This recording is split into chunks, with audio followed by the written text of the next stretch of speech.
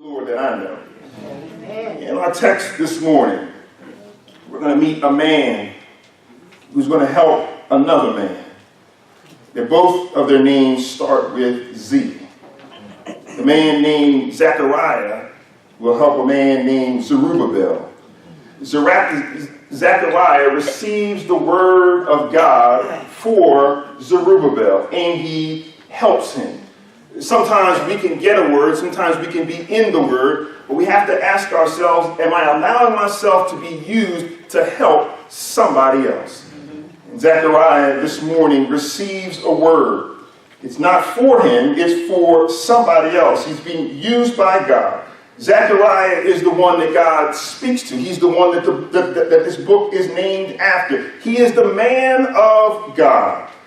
And Zerubbabel is the one that he speaks for. That's the whole reason for this message that we're seeing in the 4th chapter of the book of Zechariah. It is for Zerubbabel.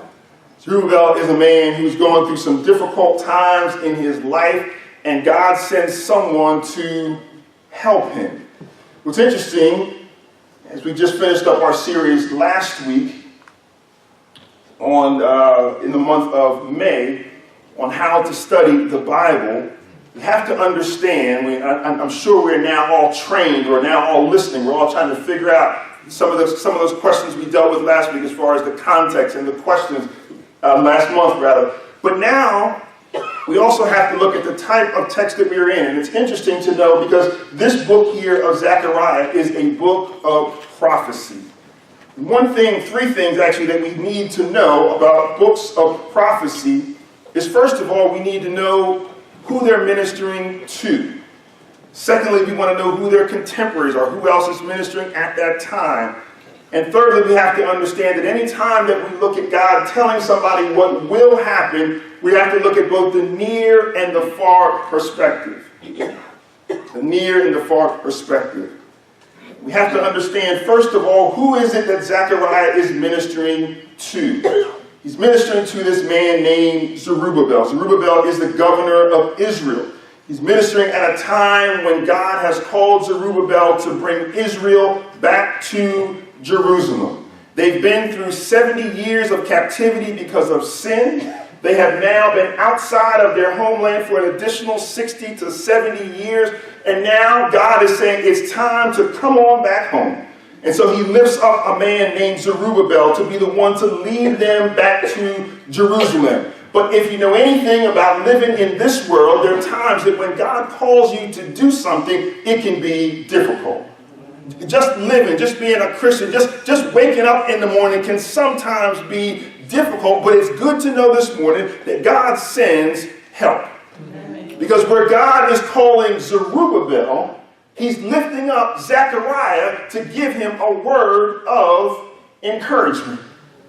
What do you see? What is the question? What is the challenge? And the first thing he says is, first thing you have to understand is that he's ministering to, Zechariah is ministering to Zerubbabel, the governor of Israel, charged with a task. The second thing we need to know, many of you received these, I guess it was first Sunday of last month, you received sheets like this, and there was some at the front. I hope that you all got one. If not, you can raise your hand, ushers can bring one to you.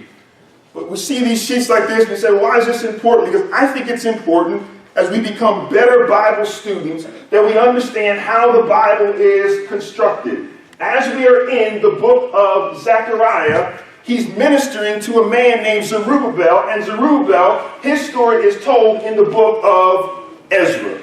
Ushers, we got hands up, they're coming. Zechariah is the book that we are studying. He's ministering to a man named Zerubbabel, and the story of Zerubbabel is captured in the book of Ezra. It helps to know when we're studying our Bible that if I'm going to learn anything about the book of Zechariah, I've got to know when he was ministering. If somebody was to study the book of Isaiah or Jeremiah or Micah, we've got to know if God has given them the authority to minister, who then are they ministering to? So often when we study our Bibles, we read books of the Bible apart from each other. But I hope this is starting to help us to understand that it's all connected. When you read a book of the Bible, when you study a book of the Bible, you've got to understand what it's connected to. Zechariah is connected to Ezra. Chapters 1 through, I'd say, 5 or 6.